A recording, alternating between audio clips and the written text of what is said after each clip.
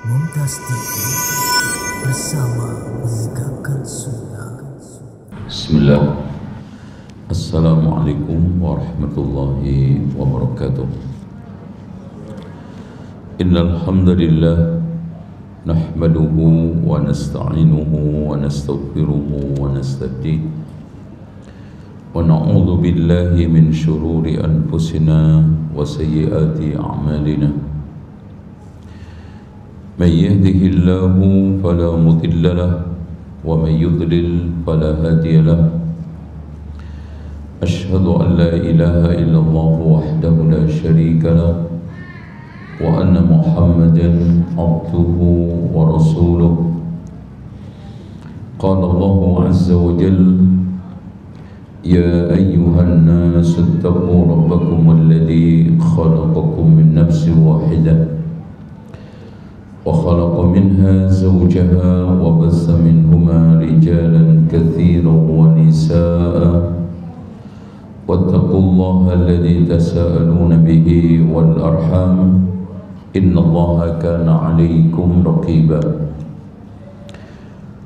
وقال عز وجل يا أيها الذين آمنوا اتقوا الله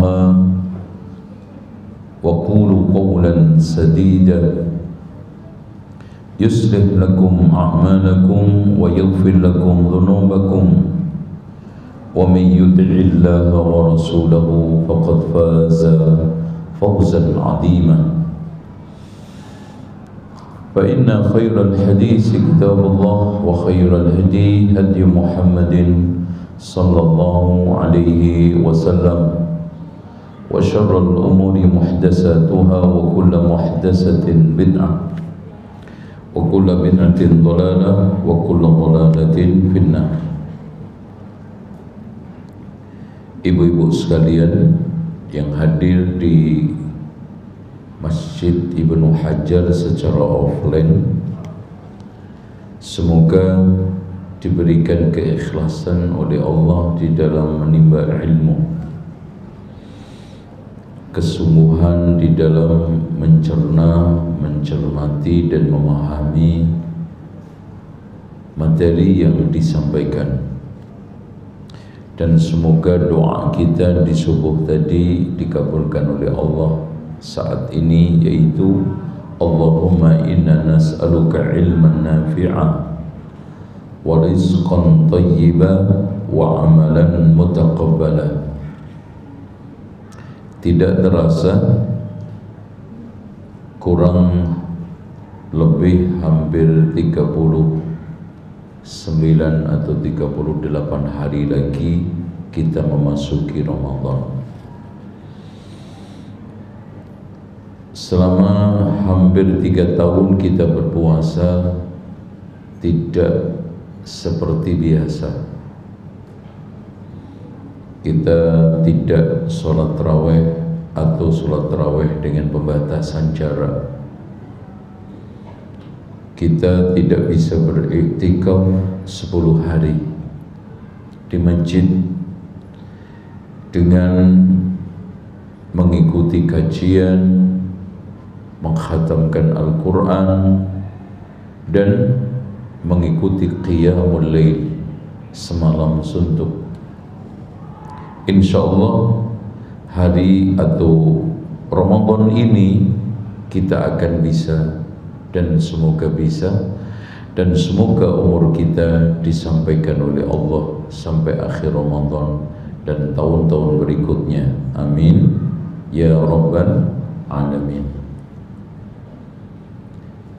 Ibu-ibu sekalian, sebelum saya memulai menyampaikan materi yang ada di dalam kitab Ahkamun Nisa, saya ingatkan jadwal rutin seorang wanita muslimah ketika Ramadan menurut sunnah Nabi secara singkat.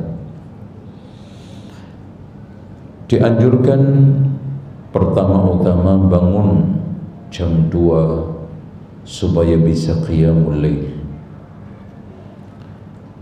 Kemudian dilanjutkan dengan menyiapkan sahur dan niatkan ketika menyiapkan sahur untuk Allah, ikhlas karena Allah. Memberi makan orang yang puasa itu pahalanya Masya Allah, ya. Memberi makan orang biasa saja itu di hari-hari biasa, kata Rasulullah, afshus salama, tebarkan salam, wa at'imut ta'ama, berikan makan, wasilul arhama, sambunglah silaturahmi, wasallu bil laili wan nasu niyam, salatlah pada waktu malam hari sementara manusia sedang lelap tidur, tadkhulul jannata bisalam, kamu akan masuk surga dengan selamat. Apalagi Ramadan, apalagi yang kita kasih makan orang puasa, apalagi yang sekarang kita kasih makan adalah orang yang tercinta, orang tersayang dari keluarga kita dekat. Ya, niatkan karena Allah. Jadi setelah kita ada potensi bangun di akhir malam, maka kita jadwalkan, saya tidak usah sholat ke masjid supaya kita bangun, kita bisa tidur segera dan bangun segera. Itu caranya. Tapi kalau ibu akhirnya di rumah nggak sholat juga, ya mending ke masjid.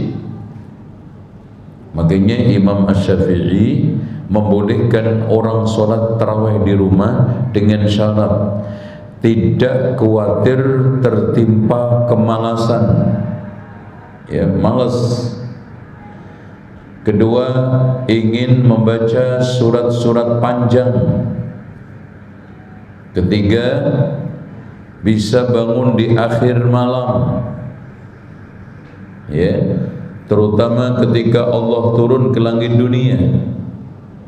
Yanzilu Rabbuna ila sama'id dunya kulla laylatin hina yabqa thuluthul laylil akhir. Allah itu turun ke langit dunia setiap malam ketika tersisa sepertiga terakhir, dan Allah menantang kita, Allah memanggil-manggil kita, Allah memberikan kesempatan kepada kita, man yad'uni fa astajiba lahu, siapa yang berdoa aku akan kabulkan. Makanya yang punya hajat, kebutuhan, ingin curhat, punya masalah, jangan lewatkan, terutama Ramadan. Wa man yas'aluni fa'utiyah, siapa yang minta aku akan beri. Wa man yastaghfiruni fa'aghfir lahu, siapa yang minta ampun aku akan ampuni. Subhanallah. Makanya di antara sekian cara kita untuk mendapatkan cinta Allah, kata Imam Ibnu Qayyim, adalah munajat pada saat ketika sepertiga terakhir malam, apalagi Ramadan, ya. Dan usahakan sahur itu diakhirkan, ya, dipepet azan, karena Rasulullah SAW menganjurkan itu. Tasahharu fa inna fis sahuri barakah, sahurlah, di dalam sahur itu ada berkah, ya.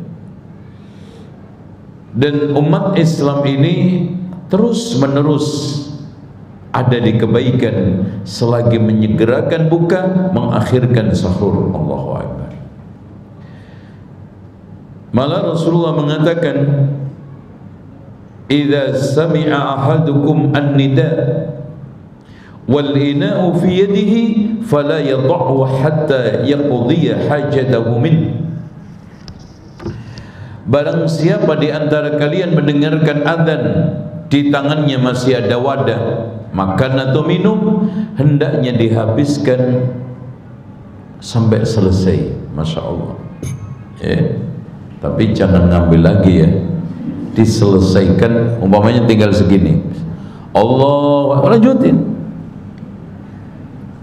sampai selesai. Jangan azan malah ambil piring. Nah itu yang nggak ada. Itu kata Ustadz siapa tuh, kajian kemarin pulih untuk menghabiskan. Umpamanya di piring tinggal beberapa suap, dan otomatis orang nggak mungkin makan tanpa minum, habisin. Di sekitar kita ada minum, cepat ya. Ini maksud hadis Rasulullah. Oke. Setelah itu kita bersihkan ya, bekas makanan sahur, kemudian persiapan untuk sholat subuh ke masjid. Kenapa? Meskipun perempuan tidak wajib untuk sholat ke masjid, karena ini adalah saat yang paling barokah, suasananya berbeda, dan biasanya di masjid tersebut diadakan ceramah. Kita dengarkan, ambil faedah, karena ayat-ayat yang dibaca itu bisa meneduhkan hati kita, bisa menjadi mau'izah. Karena memang Al-Quran itu disifati oleh Allah sebagai mau'izah. Ya ayyuhan nasu qad ja'atkum mau'izatun min rabbikum. Wahai manusia, telah datang kepada kalian mau'izah. Ditafsirkan oleh para ulama adalah Al-Quran. Kemudian setelah itu pulang ya, kalau memang kita lanjutkan membersihkan rumah kita silakan, tapi kalau kita dahulukan untuk membaca zikir pagi, asbahna, dari mulai ayat kursi dulu. Allahu la ilaha illa huwal hayyul qayyum la ta'khudhuhu sinatun wa la nawm lahu ma fis samawati wa ma fil ardh man dhal ladhi yashfa'u 'indahu illa bi'idhnihi ya'lamu ma bayna aydihim wa ma khalfahum ولا يحيطون بشيء من علمه إلا بما شاء وسع كرسيه السماوات والأرض ولا يؤوده حفظهما وهو العلي العظيم. Kemudian Qul huwallah, Qul a'udzu birabbil falaq, Qul a'udzu birabbin nas diulangi 3 kali, baru masuk asbahna wa asbahal mulku lillah walhamdulillah la ilaha illallah wahdahu la syarikalah, dan seterusnya. Kemudian kita lanjutkan aktivitas. Mungkin ada yang mengantarkan anaknya ke sekolah, mungkin sudah janjian ngerumpi, gimana? Oke, tapi ngerumpinya diganti baca Quran, itu ngumpul. Jadi di sana kata Rasulullah SAW, majtama'a qaumun fi baitin min buyutillah yatluna kitab Allah wa yatadarasuna fima bainahum illa nazalat 'alaihimus sakinah wa ghasyiyatuhumur rahmah wa haffat bihimul malaikah. Jadi tidaklah ada sekelompok kaum mengumpul di rumah di antara rumah Allah, itu masjid, kemudian mengaji, berarti bacaannya, mengkaji isinya, melainkan turun ketenangan, diliputin rahmat dan dikelilingi malaikat. Jadi daripada kita itu ngumpul di sekolah, nongkrong gak ada kerjaan, ayo bikin halaqah di masjid. Toh kalau jam-jam segini Ibnu Hajar kosong di sini, ya. Kalau memang takut terganggu, bikin aja di satu tempat belakang, dibatasi dengan sutroh, bikin halaqah 8 orang, 10 orang, bergantian untuk nyimak, apalagi saling setor menyetor hafalan, Masya Allah. Kemudian jangan lupa membuat jadwal rutinitas khatam Quran kita, kira-kira sepakat dengan diri kita. Gak usah bikin kesepakatan dengan suami, gak bakal jalan. Gak usah bikin kesepakatan dengan tetangga, apalagi itu kalau kesepakatan ke mall jadi. Bikin kesepakatan kepada diri kita, wahai fulan, fulana, kamu bisa berapa kali khatam di Ramadan ini? Kalau sekarang 4 kali, berarti satu harinya harus 4 juz. Oke? Kok mendelik? Kalau 2 kali berarti satu harinya 2 juz. Imam Syafi'i, ibu-ibu, ketika masuk Ramadan khatam sekali sehari di dalam sholat tarawih, sekali di luar sholat tarawih. Jadi sehari itu 2 kali. Ya jangan sama di luar Ramadan. Kita harus bedakan. Karena ini bulan istimewa, hari istimewa, apalagi Allah katakan syahrul Ramadan alladzi unzila fihi al-Qur'an, bulan diturunkan Al-Quran. Beda dengan Rajab, beda dengan Sya'ban, beda dengan Syawal, beda dengan Rabiul Awal. Syahrul Ramadan alladzi unzila fihi al-Qur'an. Makanya kita harus bedakan. Aktivitas yang kurang begitu bermanfaat tinggalkan, meskipun menjadi kebiasaan kita hari-hari. Arisan tinggalkan, tunda dulu. Tengok mungkin keluarga yang kurang perlu ditunda dulu. Bikin jadwal. Kalau kita sudah sepakat dengan diri kita, wahai diriku, yuk kita baca Al-Quran khatam setiap jam 11 sampai menjelang zuhur. 1 jam itu dapat 1 juz loh, Bu. Nanti berarti qailulahnya setelah zuhur atau sebelum zuhur qailulah. Ya karena tadi itu Masya Allah qiyamul lail, bangun jam 2, kemudian dilanjutkan apa namanya, sahur, mempersiapkan ini itu, tidur. Karena kata Rasulullah SAW, bantulah qiyamul lailmu dengan tidur qailulah. Makanya tidur qailulah itu sunnah. Qilu fa inna syaitana la yaqil, tidurlah qailulah. Yang tidak tidur qailulah itu syaitan.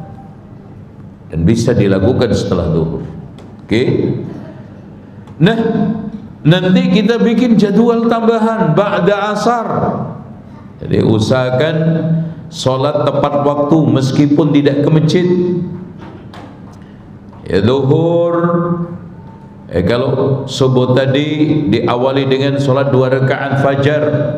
Rakaatul fajri khairun minad dunya wa ma fiha. 2 rakaat fajar itu lebih baik daripada dunia seisinya. Kemudian dilanjutkan dengan yang wajib, lalu zikir, kemudian mendengarkan ceramah kalau ada kultum. Zuhur juga begitu, 4 rakaat, 2 salam rawatibnya, kemudian salat wajibnya 4 rakaat, lalu setelahnya rawatib 2 rakaat, sunnah ghairu muakkad 2 rakaat. Jadi jumlahnya semua 8. Ini apa? 12. Makanya Bu, tidak ada waktu sholat rakaatnya terbanyak kecuali zuhur. Kenapa? Karena kecenderungannya zuhur ini masa-masa lalai. Ya, lalai, jauh dari Allah. Kenapa?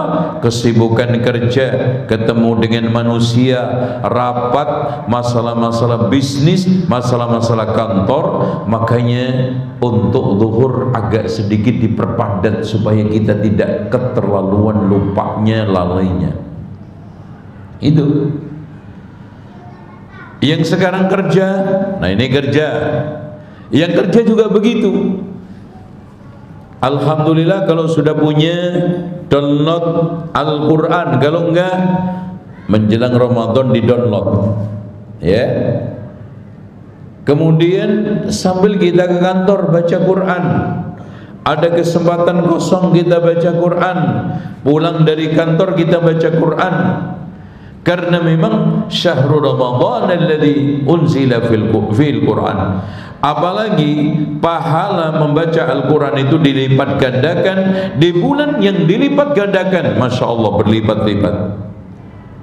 Rasulullah katakan, man qara'a harfan min kitabillah, barang siapa yang membaca satu huruf dari kitabullah, falahu bihi hasanatun, dia mendapatkan satu kebaikan.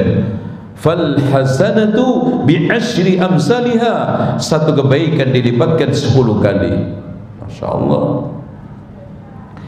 Dan jangan takut bacaannya masih tertatih-tatih, terpatah-patah. Allah janjikan, Rasul janjikan, man qara'al Qur'an wa yatata'ta'u fihi wa huwa syakun 'alaihi falahu ajran. Barang siapa yang membaca Al-Quran kerodal-keradul, dia kesulitan untuk mengucapkan, maka mendapatkan 2 pahala. Oh, Masya Allah. Jadi jangan takut, wah nanti kalau saya ngaji disuruh baca Al-Quran kan saya nggak bisa. Jangan takut, kan bacaan saya belum fasih, tajwidnya nggak bagus, makhrajnya belum lengkap. Jangan minder. Anda dijanjikan oleh Rasulullah 2 pahala. 1 pahala untuk kerodalnya, 1 pahala untuk gradulnya. Kerodal, gradul. Oke? Masih minder? Jangan. Sambil terus belajar. Makanya di sini nanti kan sudah ada kegiatan tahsin, ikut. Karena Masya Allah, Al-Quran itu barokah, memberkahi yang membaca, memberkahi rumah yang dibacakan Quran. Bahkan syaitan itu akan lari ketika dibacakan Al-Quran, terutama suratul Baqarah. Rasulullah katakan, inna syaitana yafirru minal baiti alladhi tuqra fihi suratul Baqarah. Syaitan itu akan lari dari rumah yang dibacakan surat Al-Baqarah. Tuh, apalagi Ramadan. Tuh. Kemudian setelah asar, kita baca Al-Quran. Target kita mungkin 5 lembar, boleh 10 lembar, berarti 1 juz. Kemudian kita mulai persiapan buka. Ya, ibu-ibu kan harus nyiapin. Ya, dan alhamdulillah untuk buka saat zaman sekarang semuanya serba siap. Di kanan kiri rumah kita yang gorengan bersama sambal colokannya. Terus apa lagi, Bu? Makanya saya itu heran, seluruh dunia itu paling heran bukanya orang Indonesia. Masya Allah. Coba bayangkan, gorengan, terus apa? Arem-arem, udah gitu dicolokin sambel, itu gimana perutnya? Tapi itu Masya Allah, itu jadi kayak makanan khas Ramadan. Dan itu keluar hanya bulan Ramadan. Lihat, sekarang nggak ada. Bulan Ramadan nggak, pedagang pun jadi dagangan gorengan. Masya Allah, ya. Ini barokah memang. Kita siapkan, kemudian setelah itu usahakan. Kalau suami kerja, tidak ada kerjaan penting di rumah, diberitahu bisa buka bareng-bareng sama keluarga. Karena inilah kesempatan terbaik untuk menciptakan kebersamaan, untuk menciptakan pendidikan ruhiyah. Karena ketika buka bareng, kemudian ada doa, kemudian ada adab-adab yang ditanamkan kepada keluarga, apalagi anak-anak kita, maka pada saat itu kita ya ibadah, kita ya pendidikan, kita ya tarbiyah, kita dekatkan mereka kepada adab-adab Islam, kepada doa-doa, dan kepada hal-hal yang baik di bulan yang baik, yaitu Ramadan. Masya Allah. Nah, adab berbuka, disegerakan buka. Jangan nunggu hayya 'alas shalah, hayya 'alal falah, apalagi nunggu kelelawar keluar. Itu kan mana ada kelelawar keluar. Dan andaikan ada kelelawar, Bu, kelelawarnya sekarang juga sudah pada ngaco, keluarnya tidak tepat waktu. Kalau dulu ini fajar, kalau dulu jelas fajar, sekarang terbenam.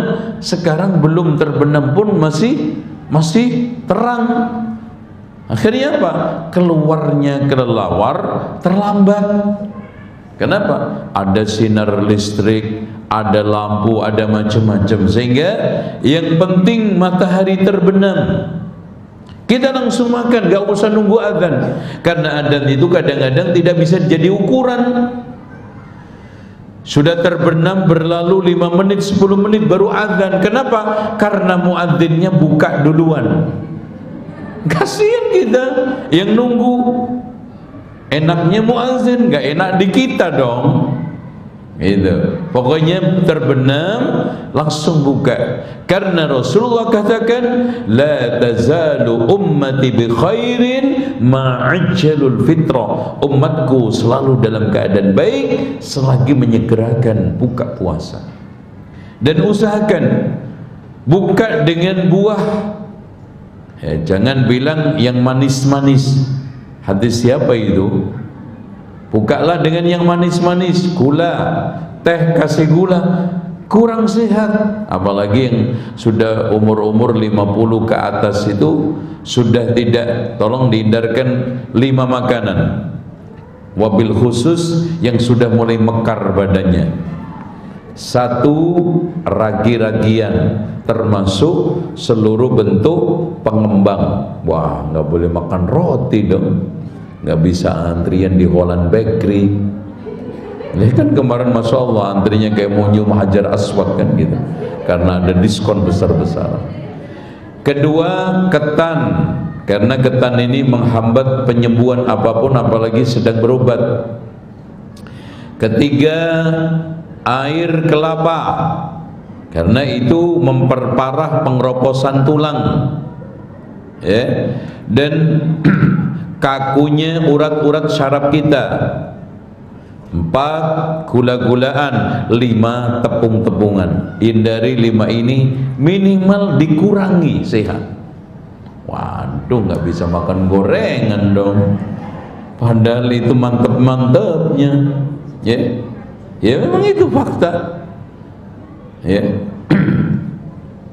Nah, ini bersiku bagi orang-orang yang sudah mulai menginjak usia lanjut, karena kaku-kaku uratnya, tulangnya sudah mulai keropos, sel-selnya sudah mulai aus. Ini lebih mempercepat gitu loh, Bu. Makanya boleh saja, tapi jangan berlebihan. Coba bayangkan, gorengannya 3, itu baru bakwannya 3, tempenya 1, tahu isi 1,5, aram-aramnya 3. Itu padahal baru muqaddimah katanya, belum ba'da maghrib. Ba'da maghrib itu masih belum kolaknya, itu kolaknya 1 mangkok. Nanti setelah maghrib masih makan lagi. Subhanallah, kok jadinya lebih hebat makannya ketika puasa daripada di luar puasa. Ini konsletingnya banyak orang puasa. Kenapa ya? Giliran Ramadan itu malah pasar-pasar itu rame, malah jual makanan itu apa? Laris, tambah. Harusnya kan puasa tambah apa? Kurang. Tuh. Wong asalnya makan 3 kali jadi cuma 2 kali, kok aneh. Karena apa? Karena banyak yang menambah derajatnya makanan. Itu pun setelah tarawih masih ngelihat gorengan pisang kok enak. Aduh, apalagi pisang ini kepok. Waduh. Tuh. Ini semuanya akan lebih tidak sehat. Makanya Rasulullah katakan, kalau makan itu, kenapa? 1/3 untuk makanannya, 1/3 untuk minumannya, 1/3 untuk napasnya. Ternyata, Bu, orang itu habis makan Itu makanan dan minuman itu ketika nyampur di perut, setelah nyampur 1/4 jam sampai 20 menit itu mengembang sepertiganya. Makanya kalau sekarang diisi separuhnya makanan, separuhnya sekarang minuman, napasnya di mana? Akhirnya apa? Begah, ngap. Akhirnya mau sholat taraweh berat, mau baca Quran berat. Kenapa? Karena kebanyakan makanan. Coba bayangkan, mau taraweh makannya sampai dikerok entong, gimana dia bisa baca Al-Quran? Makanya Ramadan kita jadikan betul-betul sebagai penyehat tubuh kita, karena memang puasa itu kan nguras. Ada nguras yang sifatnya harian, seperti puasa apa? Puasa Daud, sehari diisi, sehari dikuras. Masya Allah, paling sehat. Kalau tidak bisa mingguan, seminggu diisi, seminggu dikuras, alias dikuras hari Senin. Kenapa hari Senin? Karena biasanya Jumat, Sabtu, Ahad makannya pol-polan, apalagi habis kondangan. Senin dikuras. Nanti Selasa, Rabu ya mulai terjadi apa? Netralisir. Kemis puasa untuk persiapan Jumat, Sabtu, Ahad. Jadi tubuh itu seimbang. Nggak bisa seminggu sekali, minimal sebulan, terutama pada Ayyamul Bid tanggal 13, 14, 15. Kenapa? Karena tekanan darah pada tanggal-tanggal itu sangat melonjak tinggi dikarenakan gravitasi bumi. Ini berdasarkan penelitian ahli. Sehingga dikendori dengan puasa, apalagi setelah puasa nanti tanggal 17, 19, 21 dibekam. Masya Allah. Nah, kalau tidak bisa harian, mingguan, bulanan, dipaksa oleh Islam. Diberikan satu kewajiban puasa Ramadan per 1 tahun sekali, sebulan, dikuras. Nah, ini kesempatan untuk memperbarui jaringan tubuh, sel-sel tubuh, terutama apa?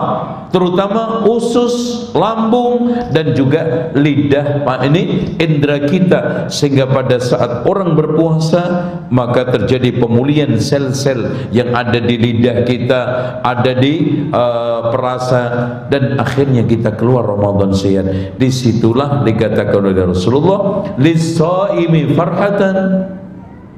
Bagi orang puasa itu ada 2 kegembiraan.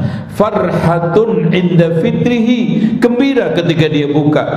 Kenapa? Karena badannya sehat. Makanya saking sehatnya, Bu, makanan apa saja ketika buka itu enak. Ada yang gak enak? Masya Allah.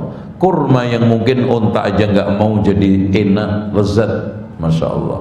Makanan ini enak, subhanallah. Kenapa? Karena bukan masakannya yang enak melulu, bukan sekarang ini menunya yang cocok, tapi lidah kita ini sudah terjadi pembaharuan selnya. Jadi indera perasanya itu terbarukan, perut terbarukan, usus terbarukan, sehingga orang puasa itu sehat. Duh. Makanya jaga makan, jangan ngempol. Itu loh ya. Oke, setelah itu kita sholat taraweh ke masjid. Kalau memang kita nanti punya jadwal di rumah, cukup sholat di rumah untuk ibu-ibu, dan sholat tidur segera. Jangan sekali-kali menggabungkan sholat taraweh dengan sholat isya. Tidur dulu, entar deh nanti sholat isyanya bareng sama tahajud, bangun jam 2. Nggak boleh. Kenapa? Karena Rasulullah SAW mengatakan, waktu sholatil isya ila nisfil lail.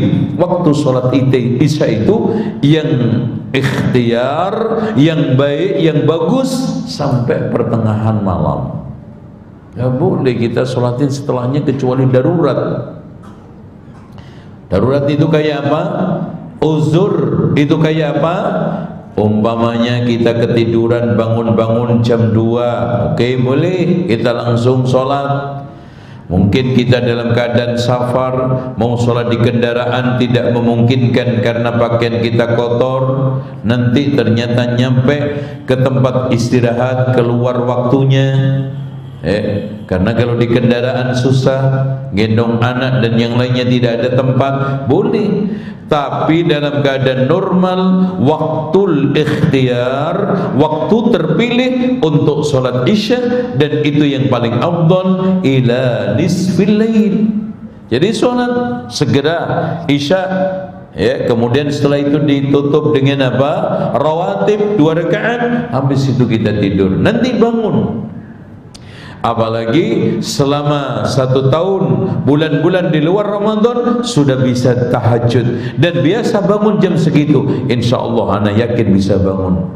Maka dalam kondisi seperti itu tidak usah ke masjid, segera sholat di rumah dan tidur, kemudian bangun jam 2 setelah kita qiyamul lail, ada waktu 1 jam atau 1 jam setengah untuk persiapan sahur.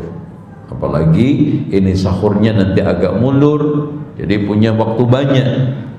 Kalau kita mulai jam 2 selesai jam 3, apalagi gaya-gaya bacaan ibu kan inna kulhu paling juga setengah jam udah betahin, setengah jam cukuplah ya. Tapi kalau mau ibu-ibu cari mushaf. Kalau kita tidak hafal, pakai mushaf, hatamkan setiap rakaat 2 lembar, setiap rakaat 2 lembar. Insya Allah akhir Ramadan kita tidak terasa hatam 2 kali. Nih di dalam tarawih itu, karena kalau 2 lembar 1 rakaatnya berarti dalam 1 solat salam itu ada 2 rakaat dapat 4 lembar. Sampai selesai 10 rakaat kita dapat 2 juz.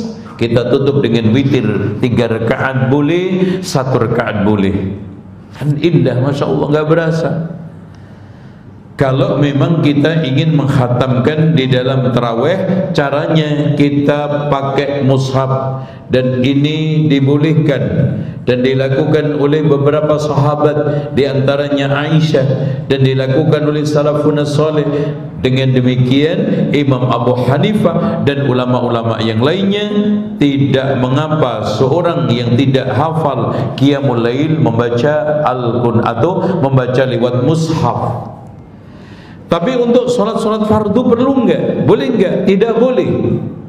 Ini hanya untuk sholat qiyamul lail, sholat sunnah. Kenapa tidak boleh sholat wajib?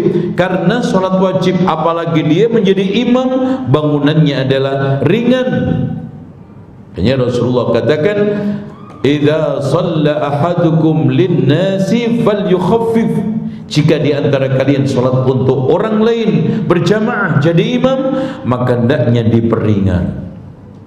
Makanya ketika Rasulullah sholat isya membaca surat Al-Baqarah, ditegur keras sama Rasulullah, afattanun ya Mu'ad, apakah kamu ingin menjadi sumber fitnah wahai Mu'ad? Karena baca surat Al-Baqarah, sementara orang-orang yang sholat di belakangnya ada yang petani, ada yang punya kesibukan. Makanya Rasulullah SAW menyarankan surat-surat pendek, surat-surat sedang, wasyamsi wadduhaha, wadduha wallaili idza saja, dan seterusnya. Itu surat-surat yang patut dibaca ketika sholat al-isya. Oke? Nah, inilah aktivitas.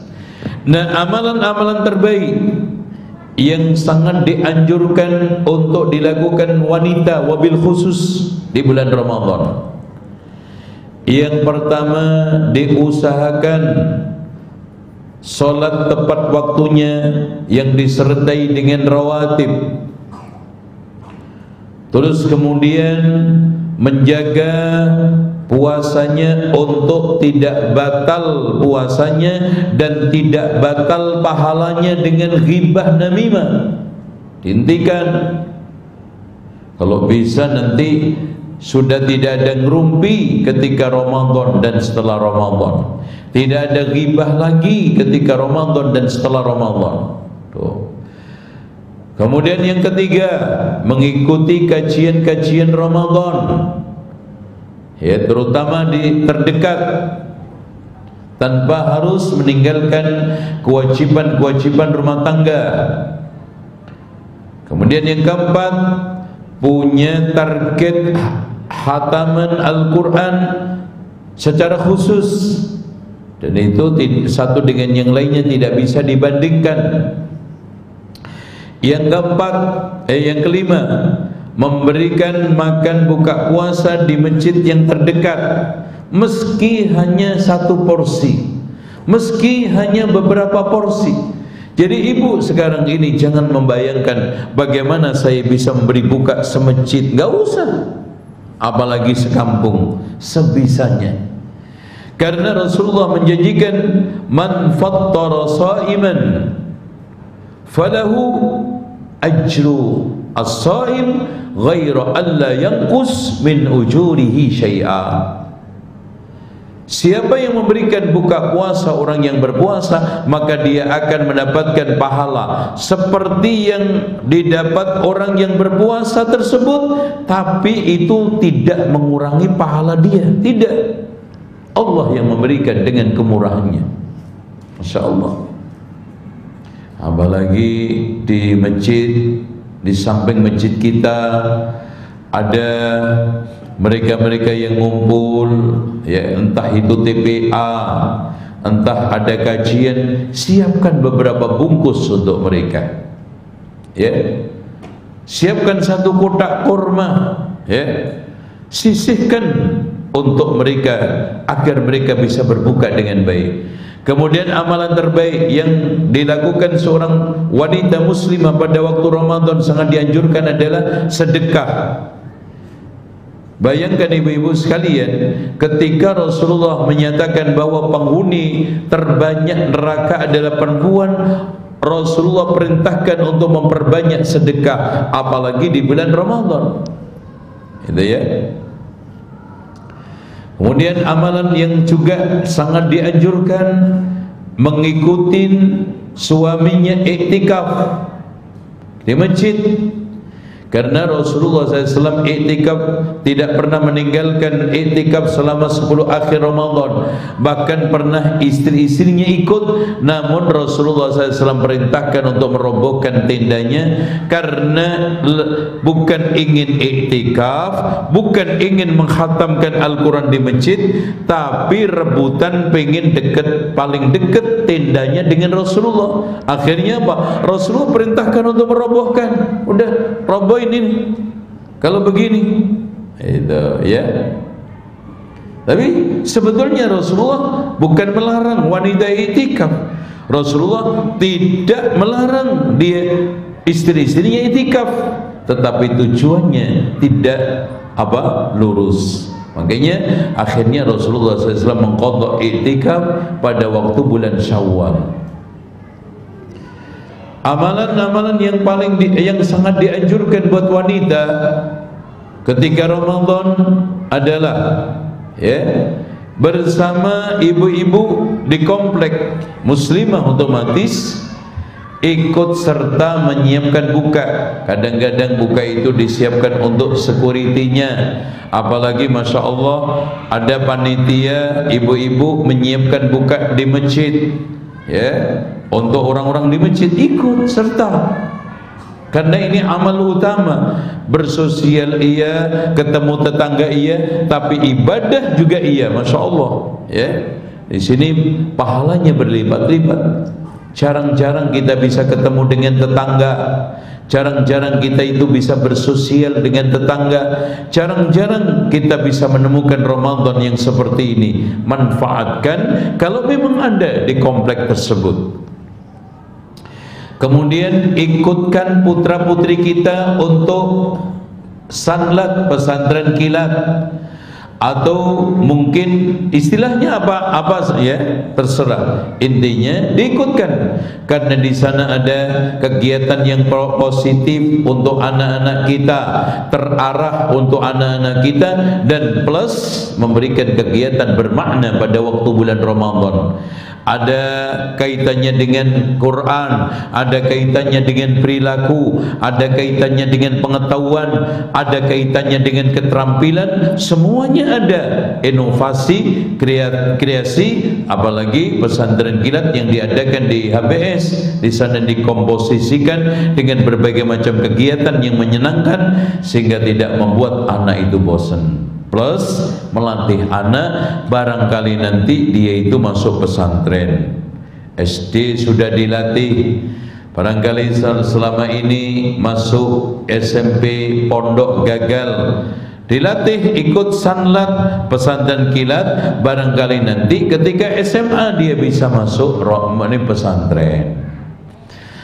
Lebih top lagi ketika dia bisa umroh tapi harus disertai mahram, karena Rasulullah mengatakan al-umratu fi Ramadan ta'dilu hajjatan. Umrah pada waktu bulan Ramadan sama dengan pahala haji. Allahu Akbar. Ini kegiatan-kegiatan wanita yang sangat dianjurkan, yang sangat diutamakan.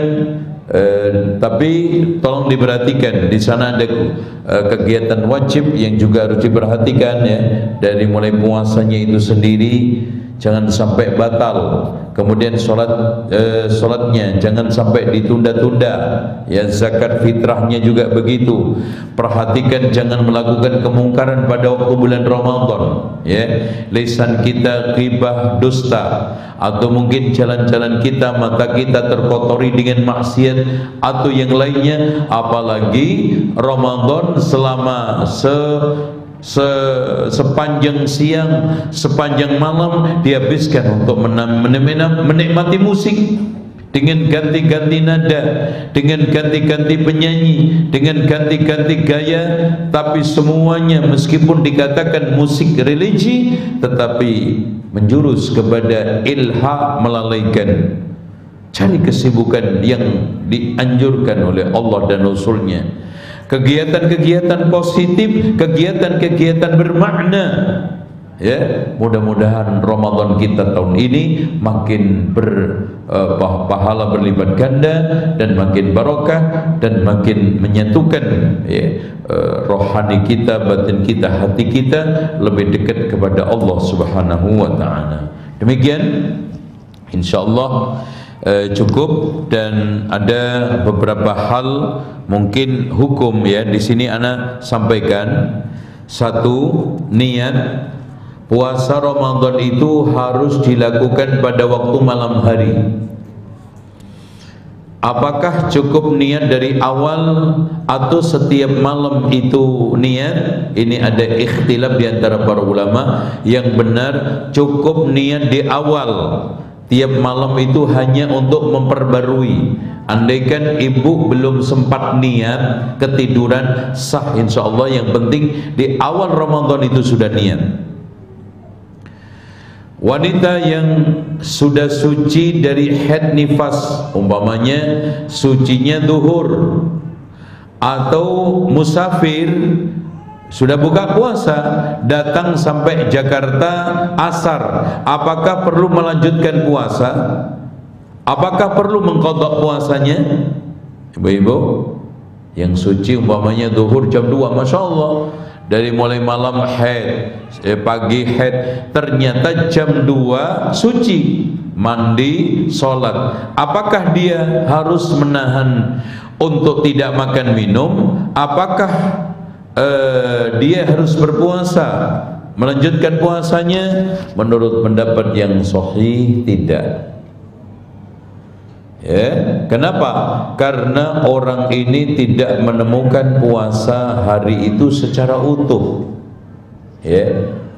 Dan dia telah berbuka sesuai dengan yang telah dianjurkan, diizinkan oleh Allah. Selagi kita itu melakukan sesuatu yang diizinkan, maka kita tidak perlu mengqadha.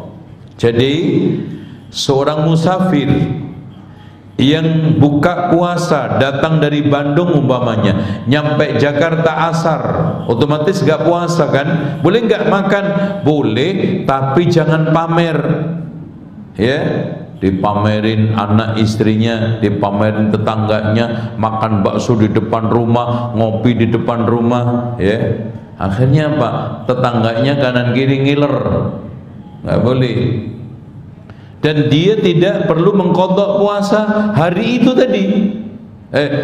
Maksudnya hari itu tidak perlu melanjutkan puasa, tidak boleh makan.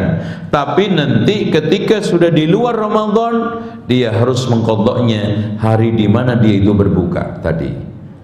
Begitu juga orang-orang yang haid tadi, karena orang yang sedang haid itu kewajibannya ngodok nanti di luar Ramadan. Begitu juga nifas, tapi tidak diperintahkan untuk melanjutkan hari itu untuk puasa, menahan untuk tidak makan minum. Oke. Selanjutnya, barang siapa yang makan, minum atau memasukkan sesuatu yang nyampe ke perut dengan sengaja, maka batal puasanya. Tapi kalau sekarang pakai celak, celaknya masuk ke mata, atau berobat dengan tetes mata, atau mungkin berobat dengan tetes telinga, dan itu tidak akan mungkin nyampe perut, maka tidak membatalkan semua. Termasuk orang yang suntik, berobat disuntik, tidak ada masalah. Tapi kalau diimpus, menurut pendapat yang sahih batal. Kenapa? Itu nilainya seperti makanan, itu nilainya seperti asupan. Dengan demikian, orang ketika Ramadan tidak boleh impus, dan andaikan kita itu mendapat itu, puasanya batal. Umpamanya asar mau sepak bola, biar kuat diimpus dulu, nggak boleh, ya. Atau mungkin mau kerja keras pada waktu asar atau siang, diimpus dulu, nanti badannya seger baru bekerja. Tidak boleh, karena itu sudah berfungsinya atau fungsinya nutrisi, fungsinya seperti asupan makanan atau minuman, maka membatalkan. Tapi ibu-ibu sekalian, siapa yang melakukan pelanggaran-pelanggaran tersebut karena tidak tahu, karena tidak sengaja, maka semua tidak membatalkan puasanya. Ya, orang nggak tahu tidak ada sanksi. Rabbana la tu'akhidna in nasina wa akhtana. Rabbana wa la tahmil 'alaina isran kama hamaltahu 'alal ladzina min qablina. Nah, dimakruhkan sebagian oleh ulama sikatan setelah tergelincir matahari, tapi menurut pendapat yang sahih tidak mengapa siwakan, sikatan, yang penting odolnya tidak dimakan. Ya, kalau makan odol mendingan sekalian aja soto. Ngapain siang-siang makan odol? Kenyang juga enggak, enak juga enggak. Begitu juga dibolehkan mencicipin masakan. Barangkali ibu-ibu sedang puasa tapi takut makanannya kurang pas, apalagi pemilik warung, boleh dicicipin tapi dimuntahkan, dibuang, jangan ditelan. Kalau ditelan mendingan sekalian aja sepiring, karena meskipun cuman dijilat, dengan sepiring sama-sama batalnya. Itu mendingan mana? Ya mendingan jangan batal. Itu ya.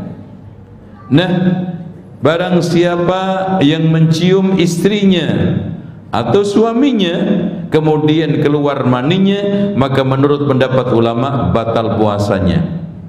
Begitu juga barang siapa yang mengumpulkan ludahnya, dikumpulkan sampai banyak sekali kemudian ditelan.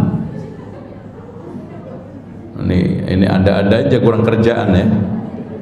Ya barangkali ada yang ini kayaknya haus, dikumpulin, ditelan, maka puasanya yang benar adalah batal. Ya, ini. Dan dianjurkan berbuka dengan rutab, kurma yang masih menguning keras, atau dianjurkan untuk pakai kurma biasa, kalau tidak maka cukup dengan air. Oke, itu hal-hal yang terakhir. Tolong anak-anak kita dilatih. Rasulullah, para sahabat mulia, salafun saleh itu melatih anaknya itu sholat. Ketika umur 7 tahun, puasa juga umur 7 tahun. Kita biasakan, meskipun kadang dilatih, mungkin hari-hari pertama seperempat hari, kemudian meningkat separuh hari, meningkat sampai full. Dan Masya Allah loh, pada zaman dulu ya masih sulit permainan-permainan anak. Sahabat itu sampai saking telatennya bikinkan mainan berupa berbentuk makanan agar dibuat untuk mainan, melupakan dia dari makan minum. Itu pendidikan. Makanya anak-anak kita terutama yang sudah umur 7 tahun, 8 tahun, 9 tahun, apalagi 10 tahun sudah harus kita paksa untuk puasa. Malah Rasulullah menganjurkan fadribu alaiha, pukul dia. Karena apa? Karena takut kalau nanti umur balik, menginjak usia balik 15, 20, dia masih males-malesan puasa, masih ugal-ugalan puasa, bahkan tidak betah puasa, dan akhirnya kita yang merugi karena keteledoran kita di dalam pendidikan anak. Wallahu a'lam bishawab. Demikian, silakan mungkin ada yang mau bertanya.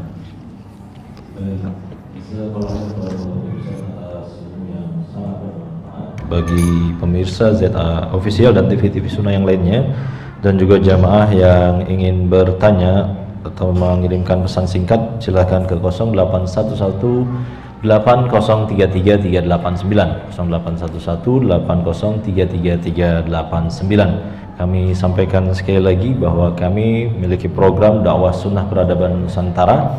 Alhamdulillah dari 8 daerah sekarang sudah bertambah menjadi 9 daerah ke Halmahera. Bagi pemirsa yang ingin bergabung untuk mengikuti program kami, silakan mengirimkan bantuan ke BSI atas nama Dakwah Islam Cahaya Ilmu di nomor 263 617 0250. Sekali lagi 263 617 0250. Dan juga bagi jamaah umumnya yang ingin mengikuti PTQ, Pusat Tahfiz atau Tahsin Quran Ibnu Hajar, silakan menghubungi ke nomor 0811 111 2192 0811 112192. Insyaallah bisa mengikuti baik online maupun offline setiap hari Ahad pagi. Baik, kita lanjut ke pertanyaan. Di sini ada pertanyaan dari jamaah dulu nih Ustaz. Assalamualaikum Ustaz. Bila kita mau ikut itikaf ini Ustaz di masjid, namun bukan masjid sunnah Ustaz, karena masjid sunnah jauh dari tempat kami, sementara kami masih punya tanggung jawab terhadap anak-anak, bagaimana Ustaz? Sebetulnya masjid mana saja yang digunakan untuk sholat 5 waktu, apalagi dianjurkan ada plus Jum'ahnya, itu tidak mengapa. Meskipun tidak beberapa praktek ibadahnya itu menyelisih sunnah, ya. Dengan demikian ikuti iktikaf di masjid yang terdekat. Tapi kalau seandainya suami oke dan masalah rumah tangga bisa terselesaikan, gak ada masalah mencari masjid, terutama iktikaf di Masjidil Haram, iktikaf di Masjid An-Nabawi, iktikaf di Masjidil Aqsa. Malah Khudzaifah ibnul Yaman mengatakan la i'tikafa illa fil masajidid thalatha, tidak ada i'tikaf paling sempurna kecuali di 3 masjid. Bagaimana tidak, sholatnya aja dilipatkan sampai 100.000 di Masjidil Haram, 1.000 di Masjid Nabawi, 500 di Masjid Al-Aqsa. Belum lagi di sana, Masya Allah, memang tenang, barokah, ya, mengikuti taraweh dengan bacaan-bacaan imam yang begitu syahdu, fasih dan panjang, bacaannya merdu, suaranya itu makin menambah kita khusyuk di dalam sholat kita, ya. Otomatis yang diberikan kesempatan. Dan ketika sekarang ini iktikaf ke Masjidil Haram, Masjid Nabawi, Masjidil Aqsa, jangan sekarang ini ribut-ribut di dalam masalah penginapannya di mana, kayak apa. Insya Allah yang penting kita bisa punya tempat untuk salin. untuk transit, makan di mana-mana melimpah, jangan khawatir. Yang penting niat kita itu karena Allah. Jadi gini rahasia yang banyak tidak diketahui oleh orang-orang yang umroh. Kadang kecewa sedikit, marah-marah. Kadang kurang pas sedikit, udah tingkahnya, perilakunya itu tidak sesuai dengan adab-adab Islam. Kita itu di sana makin diuji oleh Allah, makin gak sabar, itu makin ditambah lagi. Dan ketika kita diuji oleh Allah sabar, itu Allah ganti dengan sesuatu yang tidak disangka-sangka. Subhanallah, ada orang yang hotelnya tidak cocok, mendapatkan hotel yang ini, dia sabar, ternyata mendapatkan ganti hotel bintang 3 di-upgrade kepada hotel bintang 5 karena kosong. Jadi Allah Subhanahu wa ta'ala akan memberikan kemudahan buat orang sabar. Innama yuwaffas sabiruna ajrahum bighairi hisab. Inti tujuan utama kita adalah beribadah, iktikaf, pengen baca Al-Quran syahdu di masjid, mengikuti sholat tarawih dengan baik, dan yang tidak kalah pentingnya adalah membaca Al-Quran khatam di dalam masjid. Itu tujuan kita, ya. Allah a'lam. Ada lagi? Silakan. Nah, ibu-ibu, apakah boleh kita itikaf tanpa suami, Ustaz? Tidak ada masalah, asalkan itikafnya tidak di Mekah. Atau mungkin safar. Wah, saya kayaknya mau itikaf ke Bandung, safar. Tapi kalau rumahnya sekarang di Maugani, rumahnya di dekat-dekat Masjid Nurul Iman, ke Masjid Ibnu Hajar, gak ada masalah. Yang penting izin. Khawatir suaminya kebingungan nyari. Wah, diumumkan di masjid istri saya hilang. Masya Allah, kan ribet nanti. Istri saya diculik orang, wah lebih repot lagi nanti. Istri saya kayaknya minggat Pak, wah jangan. Jadi tolong izin, koordinasi. Syukur-syukur tadi sudah ada kesepakatan jauh-jauh hari, sudah menjadi kebiasaan iktikaf sama suami, ya. Wallahu a'lam. Ada lagi? Pertanyaan selanjutnya terkait dengan sholat tarawih. Ini ada dua pertanyaan yang senada. Apakah diperbolehkan seorang wanita sholat tarawih di masjid, dan apakah sholat tarawih di masjid lebih banyak pahalanya, maksudnya jika berjamaah atau sholat sendirian di rumah, Ustaz? Silakan. Aslinya perempuan itu sholat di rumah, karena Rasulullah katakan wa buyutuhunna khairun. Rumah kalian itu lebih baik dibandingkan apa? Masjid Nabawi. Tapi andaikan sholat ke masjid, kata Rasulullah, la tamna'u ima Allah masajid Allah, jangan kau halangi perempuan-perempuan untuk datang ke masjid. Apalagi tadi bacaan di masjid lebih khusyuk, ya, tartilnya lebih baik, makhrajnya masya Allah fasih, dan tajwidnya sempurna, sambil mendengarkan Al-Quran, belajar mendengarkan makhraj dan tajwid, keutamaan berlimpah, ya. Apalagi kalau di dalam rumah tidak memungkinkan untuk membaca bacaan-bacaan yang panjang, paling banter antara idza zulzila ara'aital ladzi idza jaa nasrullah liila fi quraisy, dan paling terbanyak inna a'tayna sama qul huwallahu ahad. Mending ke masjid. Apalagi masjid mentargetkan dalam 1 bulan khatam sekali, berarti 1 tarawih 1 juz, 1 tarawih 1 juz, masya Allah. Tuh, ya. Tetapi kalau tidak, maka aslinya rumah di wanita sholat di rumah itu lebih baik, ya. Wallahu a'lam bishawab.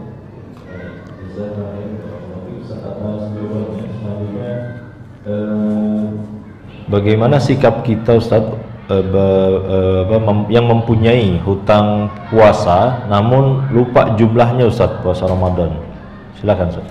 Diingat-ingat, terus kemudian diambil yang paling yakin. Karena saya kan gini kan, dasarnya gini, saya tidak puasa kemarin karena apa? Oh, karena haid. Saya itu punya kebiasaan haid itu biasanya 5. Ini ragu, kemarin 5 apa 6. Kita bangun yang yakin. Yakinnya itu apa? Biasanya 5. Atau saya kemarin safar. Safar itu kan kemarin bisa diprediksi. Saya kemarin berangkat tanggal 27, pulang tanggal 30. Saya kemarin kayaknya ingat saya sempat nggak puasa 2 hari atau 3 hari. Kita ambil yang banyak, yaitu apa? 3 hari. Itu yang yakin. Karena 2 sedikit, 3 banyak. Kita ambil terbanyak. Itu yang yakin. Itu ya. Kemudian yang berikutnya, ya, tolong diperhatikan. Barang siapa yang sekarang ini haid, begitu juga nifas, begitu juga. Saya kemarin kira-kira haidnya berapa hari ya? Anak nggak ingat lagi. Biasanya wanita itu haid 40 hari. Nifas itu 40 hari.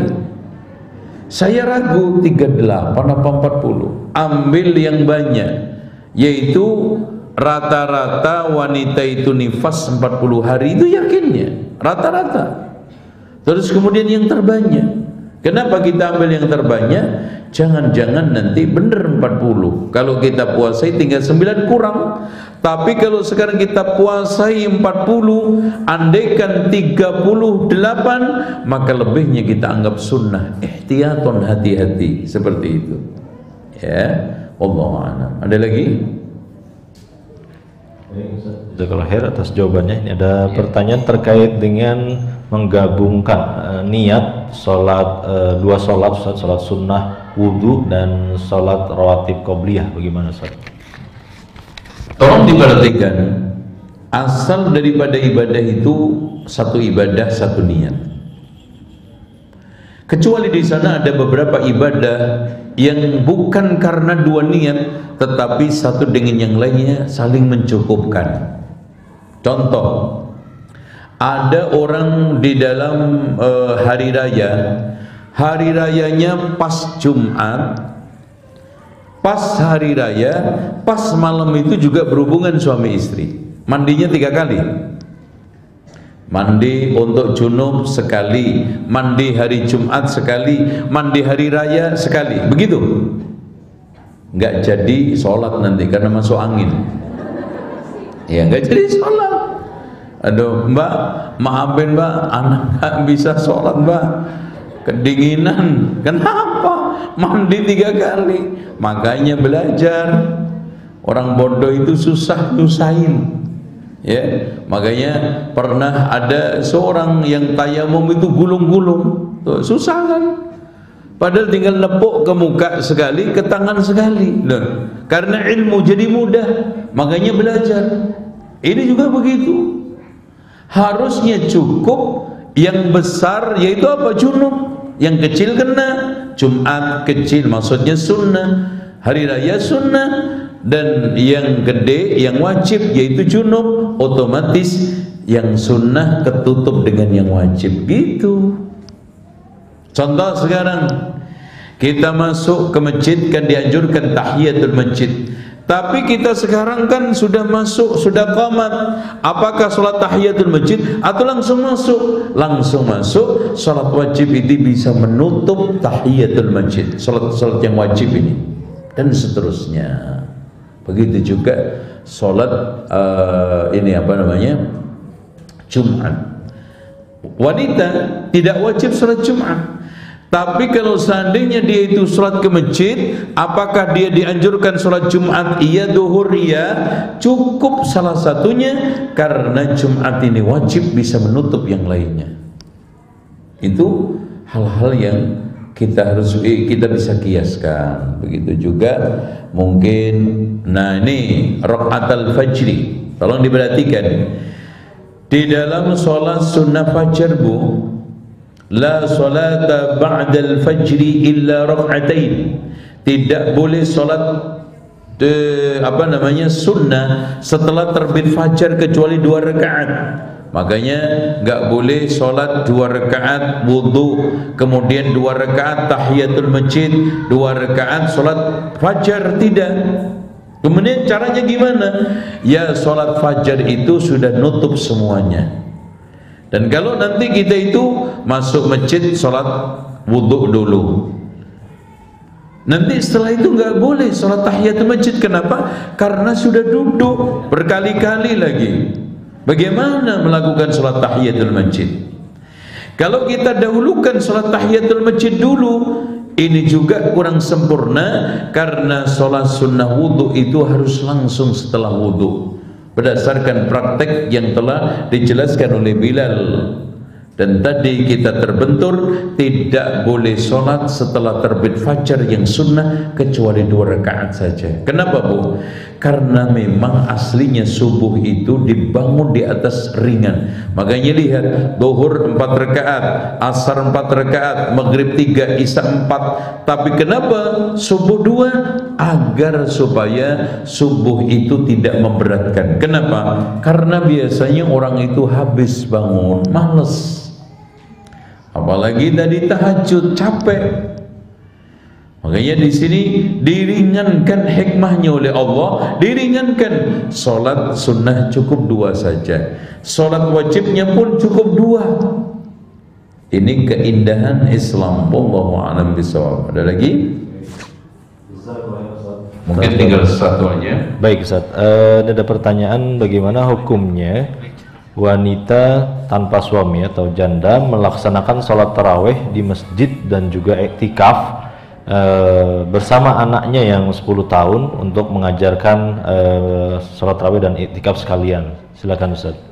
Tidak ada masalah. Yang saya katakan tadi, perempuan pergi sendiri tidak jarak mahram, itu yang penting menjaga fitnah.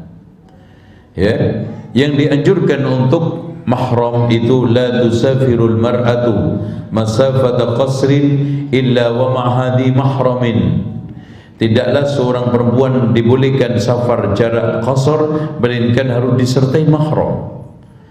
Contoh, anak kita kuliah di Jeddah, kita antar. Tapi orang tuanya nongkrong di sana terus enggak, di Jeddah terus? Ya enggak, boleh pulang. Yang penting ketika safar ditemani, pulang ditemani.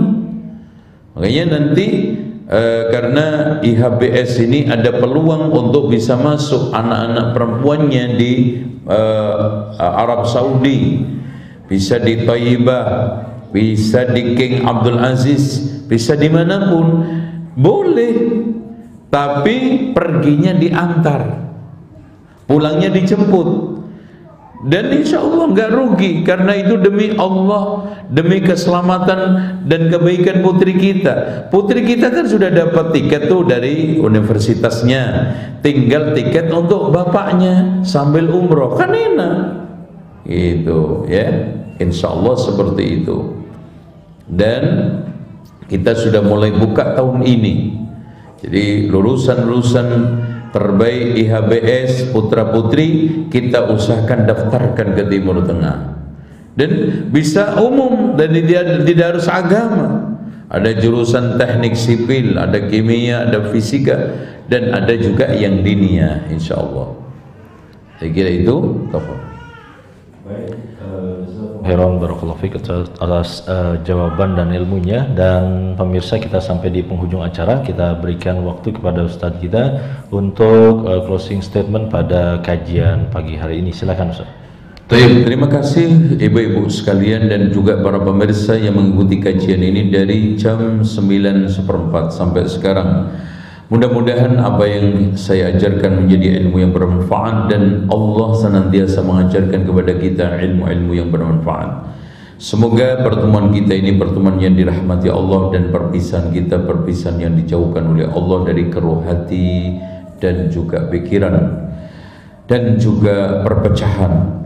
Dan kita akhiri dengan doa, Allahumma qsim lana min khasyatika ma tahulu bihi bainana wa baina ma'asiyatik, ومن طاعتك ما تبلغنا به جنتك ومن اليقين ما تهون علينا مصائب الدنيا اللهم متعنا بأسمائنا وبصارنا وقوتنا أبدا ما أحييتنا واجعل وارثا منا واجعل ثأرنا على من ظلمنا وانصرنا على من عادانا ولا تجعل مصيبتنا في ديننا ولا تجعل الدنيا أكبر همنا ولا مبلغ علمنا ولا تسلط علينا ما لا يرحمنا سبحانك اللهم وبحمدك أشهد أن لا إله إلا أنت أستغفرك وأتوب إليك وصلى الله على محمد وعلى آل محمد والحمد لله رب العالمين والسلام عليكم ورحمة الله وبركاته.